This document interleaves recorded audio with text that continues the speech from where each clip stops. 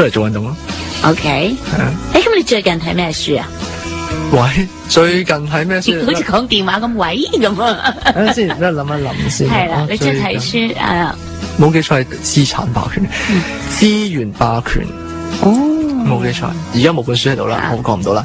封面係好吸引我，跟住睇咗一頁係好吸引到我嘅。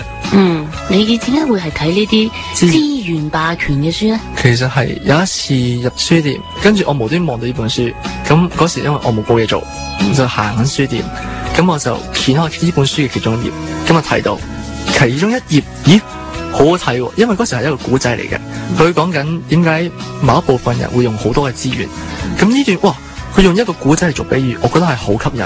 咁睇下睇一頁兩頁，跟住一張兩張，就睇咗一兩個鐘啦。咁就係打書釘打咗一兩個鐘，係真係係咪好誇啊？真係係咁，我覺得同學好學咧，作為書店個老闆咧都高興嘅，難得有個17歲嘅細蚊仔肯中意睇呢啲書嘛。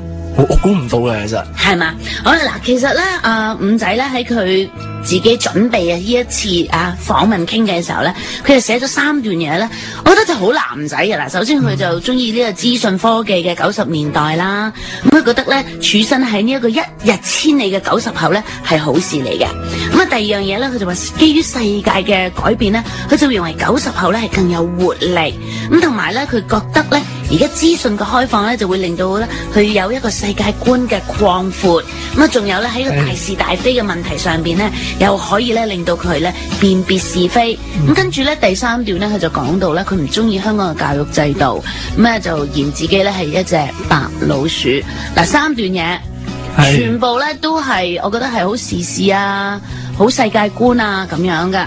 好坦白講，五仔，你係咪一個即係咪為咗交呢一個俾我咧就扮到咁樣啊？即係懶係有世界觀咁。其實因為即係我要寫呢個部分係因為係寫90後嘅特性啊嘛。係。咁我覺得90後嘅特性冇理由係針對我自己，即係我自己點樣，咁唔關90後嘅特性嘅事㗎。咁我唯有嘅方法就係寫得廣闊少少啦，寫咁普遍少少啦，唔好咁針對性啦。咁我覺得因為90年代嘅時候真係有電腦嘅出現，係令到呢個世界呢個資訊係真係發達。咁喺呢個學業層面嗰度啦，真係喺90後嘅時候，我哋係面對咗好多嘅教育層面嘅一啲嘅改革啦。係。咁而呢個時候，因為資訊嘅科技嘅發達，係令到我哋90後係可以同外界聯繫得更加多，所以我係認為係世界改變係更加多咯。好，咁首先講啦，譬如話世界觀，五仔你嘅世界觀放喺邊度？即係有啲人咧話，我而家嘅世界梗係放喺大中華啦，即係中國一日千里。咁又或者有啲人話唔係㗎，我不嬲都好中意歐洲文化，我覺得嗰方面咧係引領緊世界㗎。有啲人或者話唔係，梗係香港啦咁。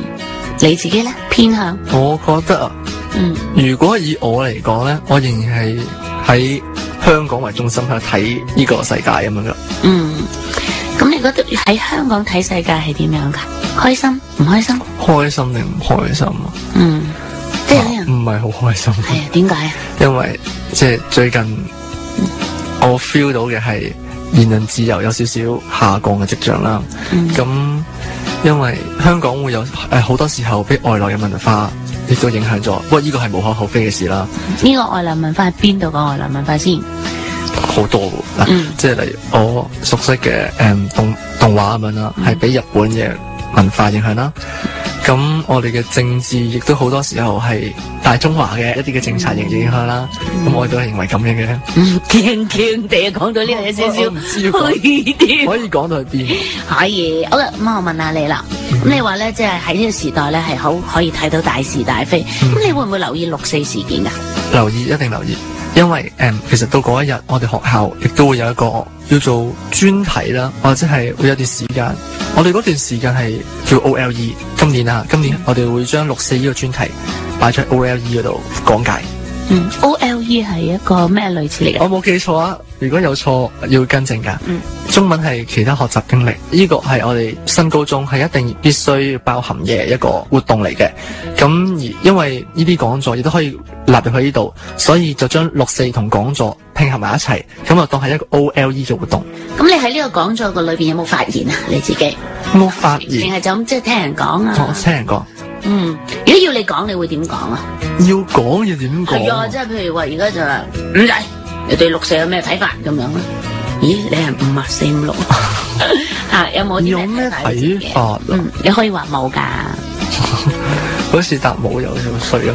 係啦，有人因為我寫咗呢一個90後嘅真情對話係非常之好㗎。如果要講嘅話咧，我覺得係革命尚未成功，同志仍需努力。好嘅，因為真係想要嘅，對於8964呢個嘅真理，仍然係中央係未俾到一個合理嘅答案我哋。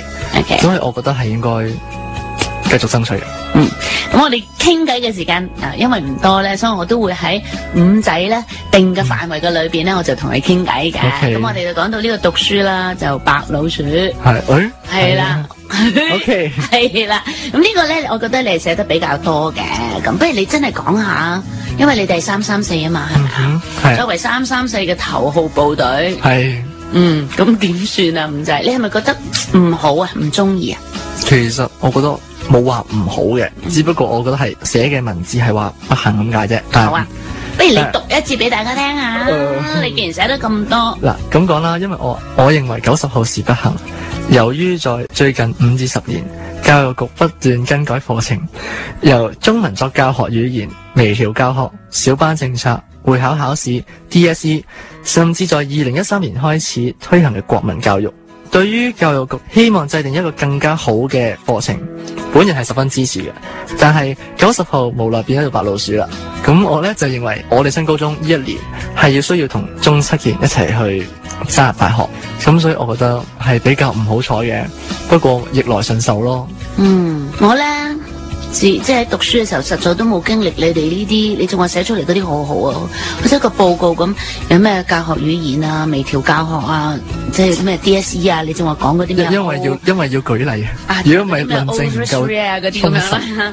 OK， 你即係讀書讀咗即係10零年咁樣，係咪？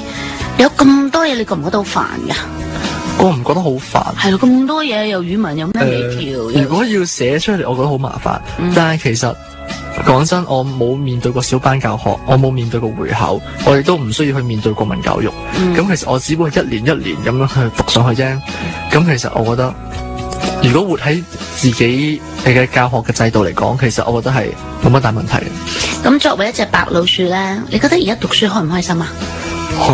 讀書開唔開心啊？好惆悵。我要諗緊點答。冇咁多功課就開心嘅，係咯。咁你係咪都係一定要考入大學嘅一個男仔？唔一定係本地大學，只不過係個目標係繼續升學。